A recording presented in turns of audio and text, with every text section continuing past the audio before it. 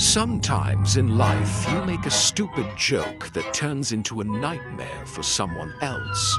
Well, that's exactly what happened to me when I was a kid. I grew up in a huge house by the beach with my little sister, Amy. She was a year younger than me, and since she was the youngest and the cute little princess of the family, everyone adored her. My mom was always lecturing me about being the older brother and taking care of her. All that love spoiled her. She became stubborn and really annoying whenever things didn't go her way. In front of our parents and relatives, she acted like an angel, but in reality, she was different, and not in a good way. She never apologized when she did something wrong, no matter how many times she was punished. She always found a way out of trouble, honestly. I think part of it was my mom's fault for being too lenient with her. I still remember the day the school principal called my dad to say that it had been an accident.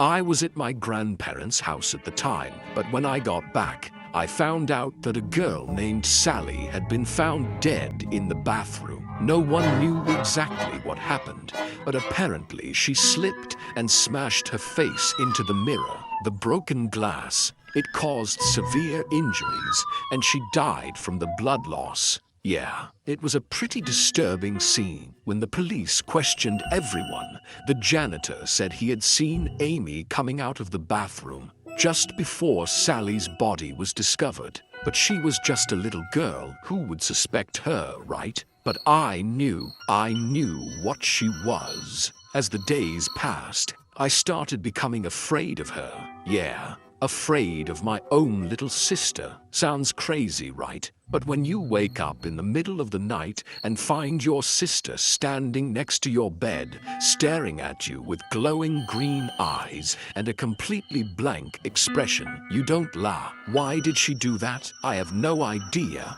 and I never dared to ask. Anyone who upset her or told her no, something bad would happen to them, and it always got written off as an accident. She loved crushing insects, even ones nowhere near her. She'd catch butterflies with her fingers and tear their wings off like it was fun. If a wounded bird landed in our yard, instead of helping it like any normal kid would, Amy would hand it over to the neighbor's aggressive dog and laugh while it tore the poor thing apart. My parents ignored her cruelty, no matter how many times I told them.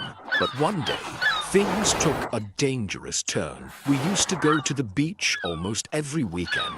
I loved walking along the shore, letting the salty waves wash over my feet. Not too far from the shoreline, there were old caves. The place was isolated. Barely anyone ever went there. Whenever I needed to get away, I'd go there. I'd pretend the caves were my kingdom, and I was the king of some invisible land. I kept toys there, and little things I found on the beach. I never told Amy about that place, but nothing ever escaped her notice. One weekend we went to the beach, and my parents set up a small picnic near the shore. Amy started building sand castles, then kicking them down. Honestly, I think she enjoyed destroying them more than building them. I quietly slipped away and went to my spot. I had placed a wooden plank at the entrance of a small cave, like it was a castle door. I gently pushed it open and stepped inside. I was about to close it when I heard a soft giggle behind me. Startled, I turned around, and there was Amy already sitting inside the cave. "You really think you can hide from me?" she said in a cold, sharp voice. "I wasn't hiding from you. I just came here to be alone," I replied, sitting down. "You hate me, don't you? Deep down, you wish I was never born, right?" "What? No, I don't want that." "Well, I do. I wish I was an only child and that Mom and Dad never had you. I'd get all their attention. You're such a loser." "Come on." Amy stood up and started heading out of the cave. "Where are you going?" I asked. "I saw a bigger cave deeper in. Don't you want to explore it?" Her eyes lit up as she said that, but we could get lost. And what if there's something in there? Like a tiger? Don't be stupid. Let's go. Besides, I want to try this. I hadn't noticed before, but she was holding my dad's metal detector. You're not supposed to touch Dad's stuff, I said nervously. Why did you take it? Oh, relax. He won't know unless you tell him, and you won't. I knew she wasn't going to back down. We walked out and headed towards the bigger cave behind the bushes. The summer wind rustled through the palm trees. The old cave stood there, full of mystery, with moss and fungus growing along its walls. Amy stopped at the entrance, staring into the dark hollow. Why are we even here? I asked, uneasy. To find treasure. Don't you remember the story Mom told us last night? Caves like this are full of treasure. Now come on, let's go treasure hunting. She handed me a flashlight and told me to lead the way. That's when I realized how selfish she was. If anything bad happened, she wanted me to face it first. My own sister was using me as a shield, just for the thrill of some stupid treasure hunt. But Amy was greedy. If she wanted something, my parents had to buy it for her. And if they refused, she wouldn't hesitate to steal it. After hearing Mom's story, she really believed she'd find hidden treasure in that cave. That's why she took the metal detector. But I knew better. I was sure she'd find nothing. I walked ahead with the flashlight, while she followed behind me with the detector. The constant beeping echoed through the cave. At one point, I accidentally pointed the light at the ceiling, and suddenly a swarm of bats burst out and flew over us, scaring me half to death. Ah, you idiot. Don't shine the light at them, moron. Amy had absolutely no respect for me. Maybe it was her cruel nature that made her fearless. She snatched the flashlight from my hand and headed deeper into the cave. Without saying a word, I followed her. Even if she wasn't the perfect sister, I couldn't just leave her alone in a dark cave. After about a minute of walking, the metal detector started beeping rapidly, a sign it had found something. Amy crouched down and began digging into the muddy ground with her little beach shovel. Within seconds, she shouted with excitement, "Look what I found." She raised her hand, and in the light I saw a sparkling bracelet. Her face lit up with greed. The bracelet shimmered like stars in the night sky. I never expected to find something like that here. Amy grabbed the detector again and kept moving forward. I stopped her. "All right, you got your treasure. Let's go. It's getting dark and Mom's gonna worry." "No way, we just started. If you want to leave, go ahead. Fine. I'm done here." I turned around while Amy continued deeper with the detector and flashlight. The beeping echoed with her footsteps. I was about to leave when I heard my sister scream. A chilling, terrifying scream. I ran back into the cave despite the darkness. I could barely see anything when I heard rocks collapsing. At the back of the cave, I found Amy's flashlight.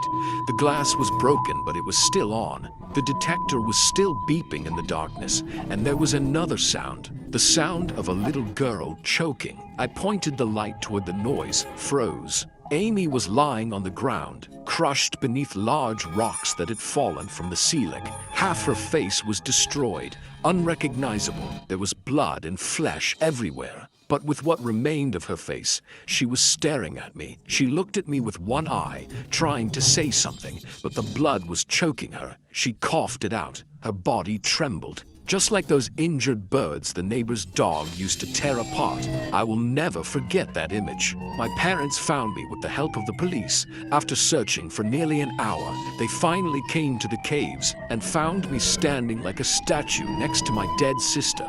Everyone believed it was an accident.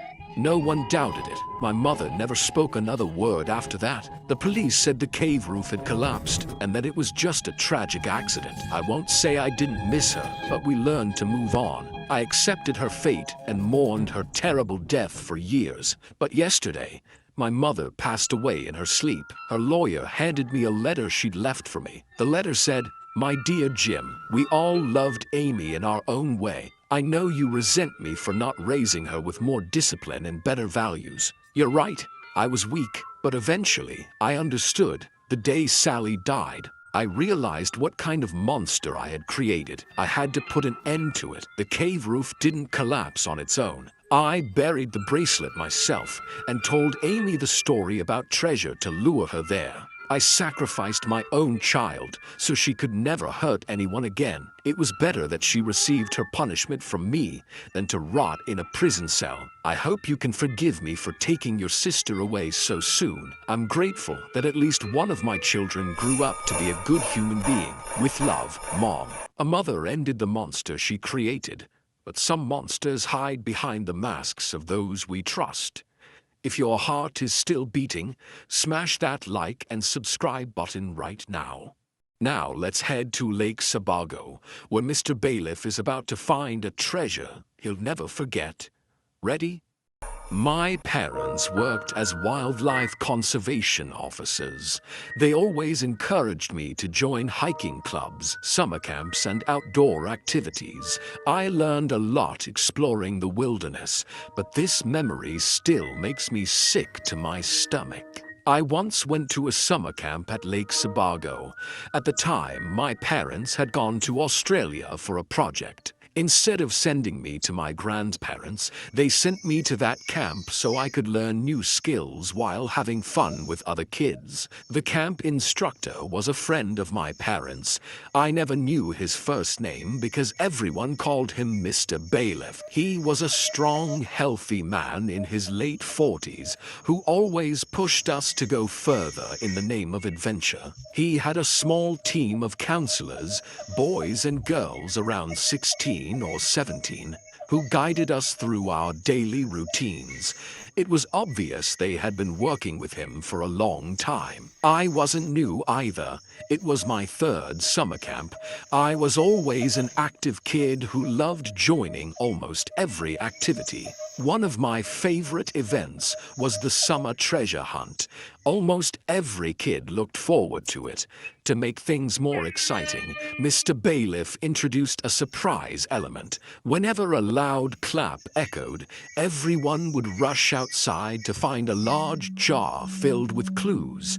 Teams were formed and the game began. We had to search all over the camp and sometimes even in the woods to find clues. I loved my time there, but eventually I realized Mr. Bailiff wasn't the man I thought he was. He could be rude and insulting.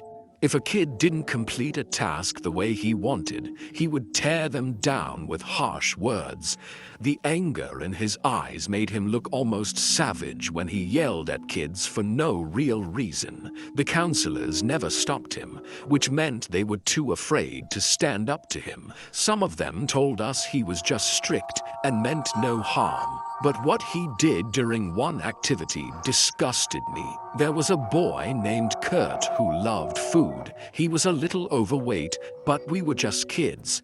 At that age, who could say no to chocolate pudding? After breakfast, we went out exploring nature while Mr. Bailiff taught us about different plants and animals. Everyone was listening when suddenly a girl screamed. We all turned toward her. She was pointing up the ground behind a bush. Mr. Bailiff approached and we followed.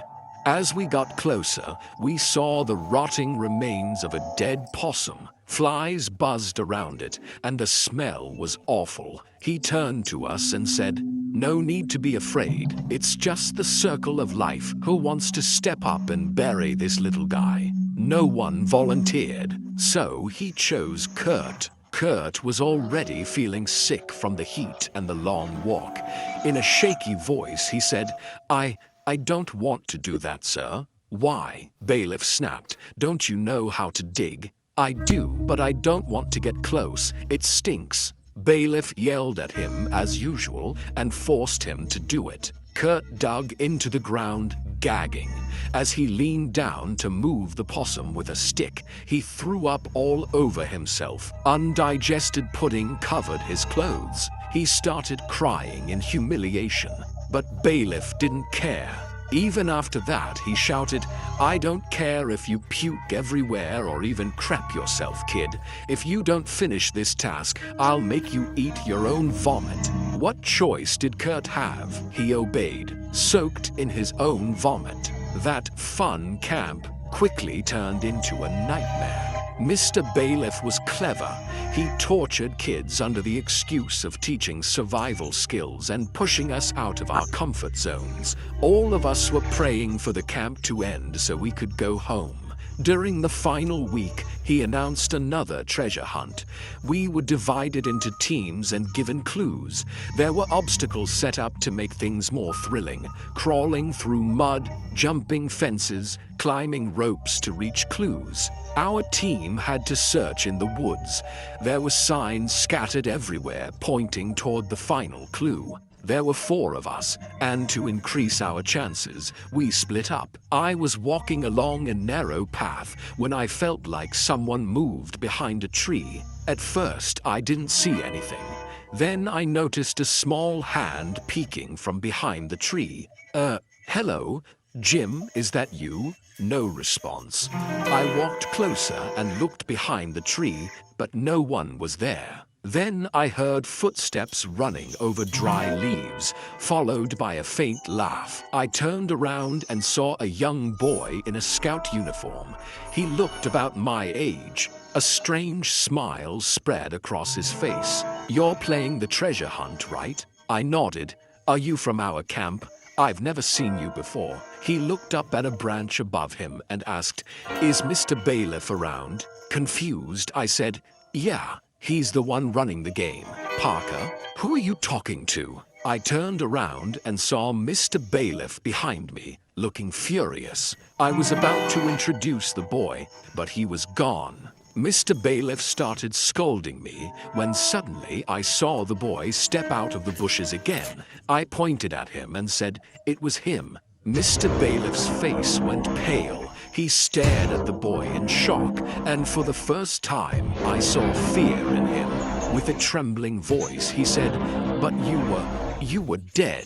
The boy smiled and looked up at the branch again, then back at him. Why did you force me to climb that tree? He started walking toward Mr. Bailiff. I was stunned. The closer the boy got, the more Bailiff backed away. He was sweating, mumbling something I couldn't understand. He kept stepping backwards toward a steep edge. He was one step away from falling. The boy stopped. Then, slowly, he turned his head toward me. Only his head. I heard a cracking sound as it twisted unnaturally. Then he looked back at the tree and suddenly tore his own head off with his small, dirty hands. Bailiff let out one final scream, and I heard a loud crash. I must have fainted after witnessing something so horrifying. The counselors found me and called the police. Bailiff survived, but his neck was broken so badly that he was paralyzed for the rest of his life. Before I could ask about the boy, I later learned what had happened 2 years earlier. A boy named David had come to that camp. During a treasure hunt, Bailiff had forced him to climb that same tree, ignoring the danger. He was terrified, but Bailiff kept pushing him. Then he slipped and fell. He broke his neck and never woke up. His death was ruled an accident. No one ever revealed how responsible Bailiff really was. I guess in the end, the boy got his revenge, and a man like Bailiff deserved it. I went into medicine because I was fascinated by human anatomy. On our campus, there was a hospital right next door, so sometimes our anatomy classes were held in its labs. That meant we had direct access to the morgue. Sometimes we even worked with real body parts, limbs, brains, even dissected eyes to better understand the human body. The smell of death is unlike anything else. I've seen students collapse during embalming or dissection sessions, but over time, everyone gets used to it. You have to if you choose that field. There was a girl in our class, let's call her Lizzie, who couldn't handle corpses at all. She was known as the most easily scared student, and a lot of people made fun of her. One day I saw her sitting alone in the cafeteria, quietly crying. I felt bad for her, so I went over. "Hey, are you okay?" She wiped her tears and said softly, "Yeah, I'm fine." I told her, "If you want, I can help you practice." "You do that? Why?" "Because I know you're capable. You just need practice." A hopeful smile appeared on her face, and she agreed. From that day on, after class, we practiced together, working on a cadaver. Sometimes, to make it easier for her, I had her start on a mannequin before moving to a real body. Slowly, she improved. One day, after a session with Lizzie, I was heading back to my room when Ben stopped me. Ben was the troublemaker of our group, always hanging around with his two friends, Justin and Tim. He was also the one who made fun of Lizzie the most. "So, you're having fun with your little girlfriend, huh? We're just friends, Ben, and it's none of your business." Yeah, I know. But you know what, pretty boy? Your little help might cause problems for all of us. I didn't understand how helping Lizzie could be a problem, so I stared at him, confused. He stepped closer and said, "You know she's already crushing it in theory. It's basically impossible to beat her there. So what? So, if she gets better at the practical side too, she'll be a top candidate for the special scholarship program. And we both know only 2 people get it." He smirked. "That could be you or me. So why create extra competition? Be smart, Andrew. If you're so sure you'll get it, why worry about number 2? I shot back. "Maybe focus on your own work instead of other people's." I walked off, and I saw his face tighten at my response. He gave me a nasty smile and left. I knew guys like him were all talk, so I ignored it. But I didn't realize the trouble that was coming. The next day, during class, our professor was teaching us how to perform a bypass when Ben pulled something disgusting. Lizzie was standing near the professor, already a bit uneasy seeing blood and bodily fluids. I was on the other side, trying to reassure her with a look that she'd be okay. Then Ben accidentally tripped over the container, sending it flying right onto Lizzie. The mixture of waste splashed all over her face and body. She screamed in terror and started vomiting on the floor. Unable to handle the smell, they rushed her out, and I saw Ben standing in the corner with a cruel smile, enjoying the scene. Lizzie came down with a high fever and missed her first practical exam of the semester. I knew he did it on purpose, but I couldn't prove anything. A week later, Lizzie recovered and returned to class. One day in the lab, Ben burst in with a group of students. "Ready for tonight?" he shouted excitedly. Everyone cheered. Ben announced there would be a treasure hunt that night, a tradition everyone had to take part in. After dinner, we all gathered in the common room of the dorm. 3 groups of 5 were formed. For some reason, Ben put Lizzie on his team. We were given clues to find a hidden treasure somewhere in the building. Each group headed in a different direction. Lizzie looked at me nervously, and I reassured her. Ben's group went left. Mine went right. The clues were simple, and we solved them quickly. We were heading down the emergency stairs, looking for the final clue, when I overheard voices. It was Justin and Tim. "I can't wait to see the show tonight. Yeah, I want to see her face when she finds the treasure. Poor Lizzie. Ben's gonna scare the hell out of her." Hearing that, I rushed toward them and grabbed Justin by the shirt and punched him in the stomach. "What the hell is this about?" Okay, I'll talk," he gasped. "Tell me the plan, or I'll keep going." Then put a severed hand under Lizzie's pillow. "That's the treasure everyone's looking for. It's totally his idea. I didn't do anything. He just wanted to scare her. That's why he set up the whole hunt." I ran toward Lizzie's room. I knew if she went through another shock like that, she'd probably quit the program and go home. Everything she worked for would be ruined because of some jerk. When I got there, I saw Ben standing outside her door listening. Others were there too, laughing. It made me sick.